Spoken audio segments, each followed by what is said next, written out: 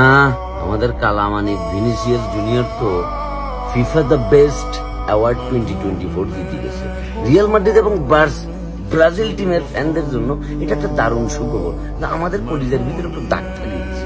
এই যে ব্যালন ডিওরটা লই এত নাটক এত কাহিনী করল কমিটিরা, এই কমিটি মারানির বুদ্ধের জন্য ভিনিসিয়াস জুনিয়র হয়তো অ্যাওয়ার্ডটা জিতেন, কিন্তু এই দুঃখটা কিছুটা হইলে লাঘব হয়েছে ভিনিসিয়াস জুনিয়র এই ফিফা দ্য বেস্ট অ্যাওয়ার্ডটা জিতার কারণে। আর্জেন্টাইন ফ্যানরাও সুখে আছে, কারণ তাদের গোলকিপার শ্রেষ্ঠ গোলকিপার হিসেবে নির্বাচিত হয়েছে। তবে আমরা যদি ব্যালন ডিওরটা পাই যাইতাম, এটা একটা দারুণ সুখবর ছিল। রিয়াল মাদ্রিদের জন্য বিশাল একটা তারকা হয়েছে ভিনিসিয়াস জুনিয়র। ব্রাজিল টিমও সে তারকা, কিন্তু ব্রাজিল টিমও ওইভাবে আলো সে ছড়াইতে পারতেছে না।